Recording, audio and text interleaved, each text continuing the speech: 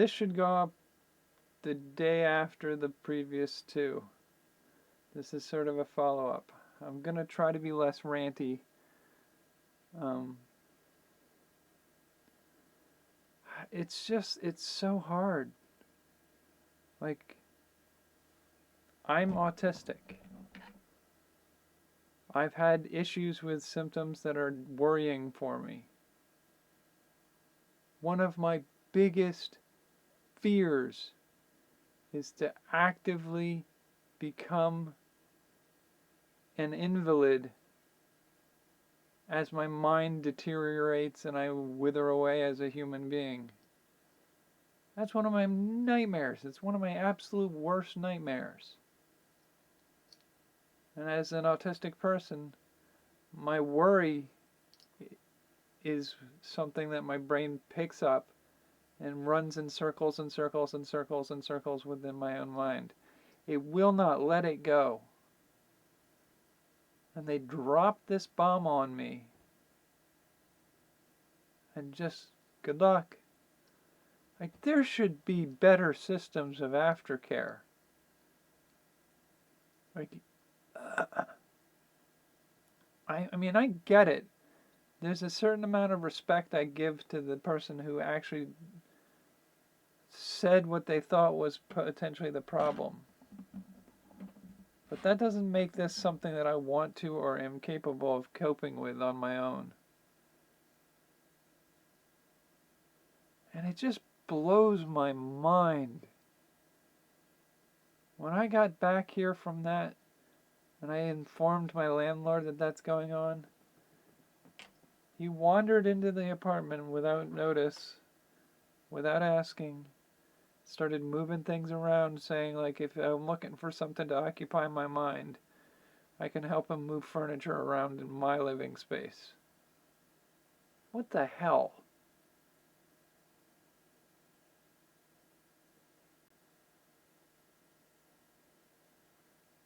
But it's just, I'm fried.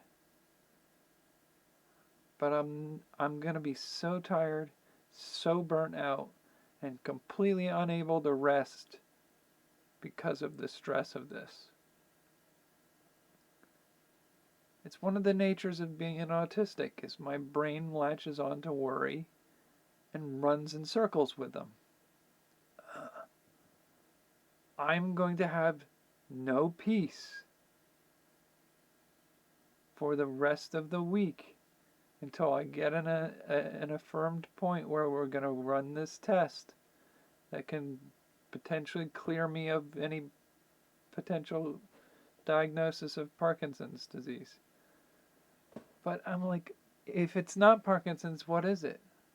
My brain's going to go over this whole thing of, like, 10 years ago I was at an event with a bunch of friends, and it was springtime. It was too warm in the building that I was in. I could feel myself getting woozy. Was that first signs of Parkinson's, the loss of autonomic function? Or was it the blood pressure crash that I had in response to the pain from pseudo gout or whatever it was that caused me so much pain 8 years ago? Or a couple years before the hanging out with friends in the 2010s. Was it COVID? Was it something that responded to COVID? There was another person I saw at a gathering of friends at one point, and in the last year or two, we got together at an event, and he had the same ocular migraines that I had and the same tremor in the pinky finger of the left hand. He's got the same symptoms. Does he have these things going on? Did COVID break us? Who knows? I mean, I sent a message off to ask him how he's doing and whether or not he's gotten any information on what the symptoms are. But I'm not going to hear back from him. Not in the near future, anyway. If at all. So my brain triggers on the worry, the anxiety,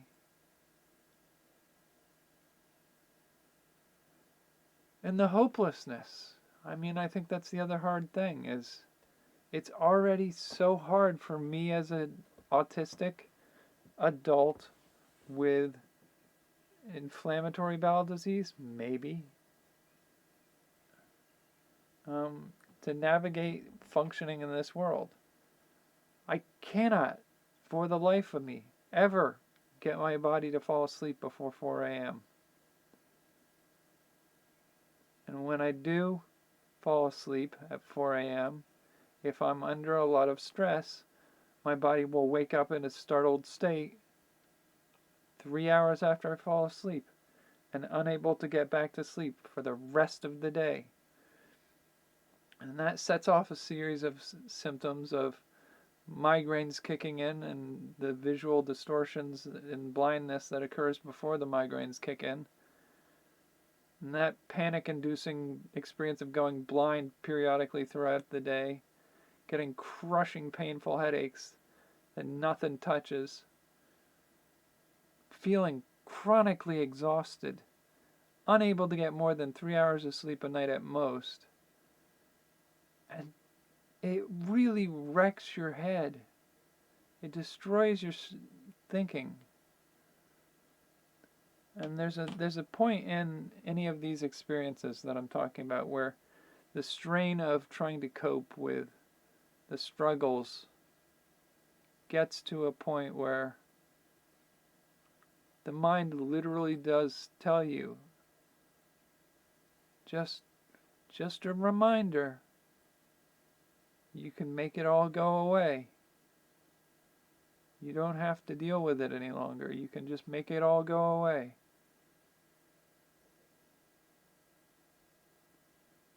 You don't have to have a fight every day for the rest of your shortened life. You can get out. You can hit that escape pod anytime you want. I hate that thought. I hate that thought. But I also feel comfort in the idea that I don't have to struggle and suffer. Like, it's reassuring to know that there's another option. But it's not. Is it an option? It just feels like no. Like I can't do that. But there's also the mindset of if this is what this is, what do you do? Do you just give up? Like, my understanding of the outcomes of these scenarios is, generally speaking, people's first diagnosis of this kind of thing is in their 60s. I'm not even 50 yet.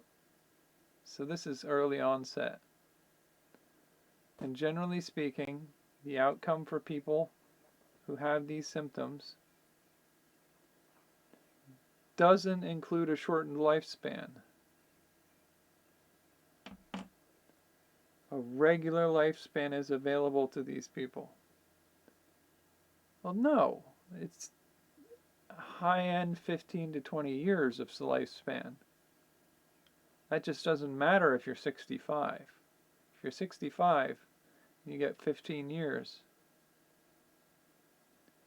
You're already at the end of your life expectancy. But if you're 45 and you get 15 years,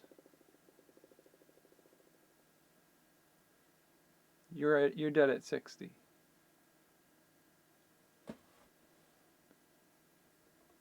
And that's about on par with what the expectations for life expectancy for somebody who's autistic are. So wouldn't it be grand for all the naysayers out there who doubt some people who, whether or not I've had diagnosis, I'm not going to say. But whether you question my ability to state whether or not I have autism,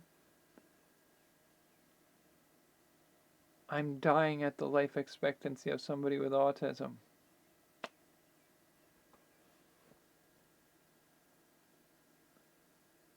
I'm coming out of textbook the exact example of what that looks like. Do you need more proof than that? Do I get to ask for help now? Okay, I'm not going to go on that rant again. But I feel like it's just, what was the point of this?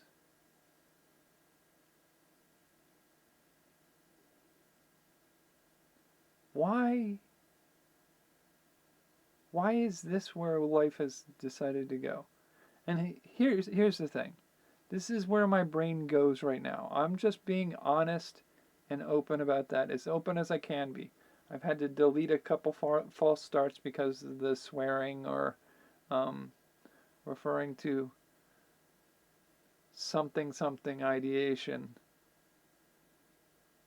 Because YouTube won't let me post that kind of stuff. And I'm having to do these in short burst installments. But like, this is where I'm at. It's possible in 2 weeks' time we'll have a test result that says that this isn't Parkinson's disease. But that's not now. That's not where I am right now. I'm fully, totally, and completely obsessed with the stress and anxiety that are a result of this bomb that was dropped on me today.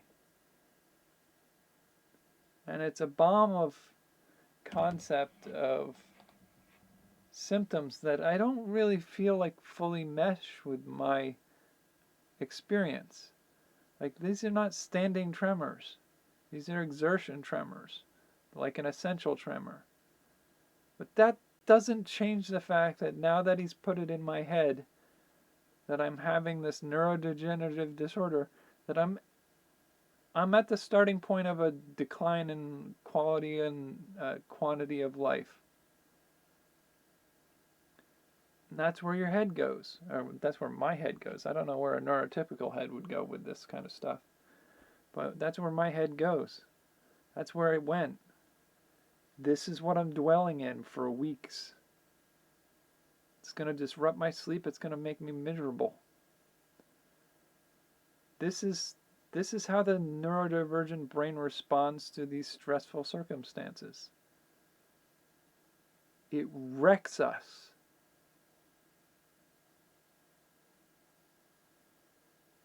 This is why it's so hard to cope and how to function on our own in the world. I'm having a meltdown, a shutdown, a burnout, all in one. And it's all happened today because of one 20-minute visit. Right before that 20-minute visit, fine as could be. My whole world unraveled on me in 20 minutes and wound me up in a whole new direction that's just going to be miserable for weeks.